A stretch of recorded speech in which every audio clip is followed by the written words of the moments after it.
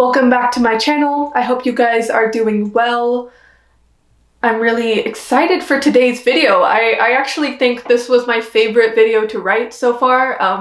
I think it's a really fun topic, so before I ramble on about it, let's just jump into it.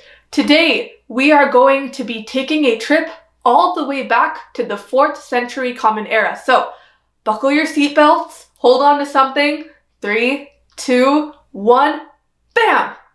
4th century Common Era. Now, if you were anywhere in the Roman Empire at this time and you went outside, went to the nearest person and was like, hey, what language do you speak? The answer would probably be Latin. At the time, Latin was a common language. It was spoken by mostly everyone in the Roman Empire, and because the Roman Empire had such a wide range and such a wide reach, Latin was very widespread. It was very common. It was very commonly used, in particular across the empire. And this was especially important for a growing sect called Christianity. And this was important for Christianity because they knew to overcome conflict with the traditional polytheistic beliefs of the Roman Empire, they had to be able to influence and connect with the common people. And the way to do that was by using the language that those people knew. Originally, the church had actually used Hebrew and Greek because they were the languages of the Old and New Testaments respectively. But in the 4th century, the Pope Damascus, commissioned his secretary, St. Jerome, and was like, hey, you have to find a way to make sure people can actually read our texts. So St. Jerome took the Bible and he translated it into a version known as the Vulgate. And it means exactly what it sounds like. It means vulgar or common.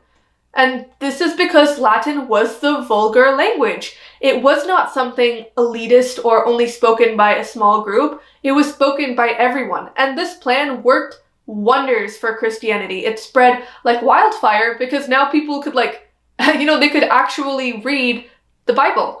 And Christianity didn't just use Latin, but it actually changed Latin a lot too, because it developed the language into a form called ecclesiastical Latin.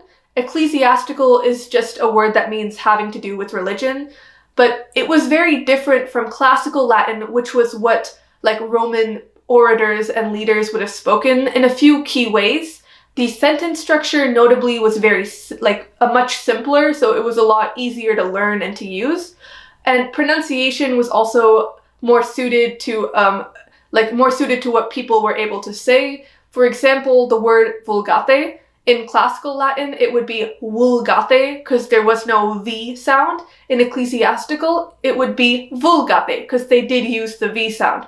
So these key differences really made it more long-lasting and more approachable. And, it therefore also made religion a lot more widespread, specifically Christianity. So I hope that was interesting to you guys. I had a great time doing the research for this.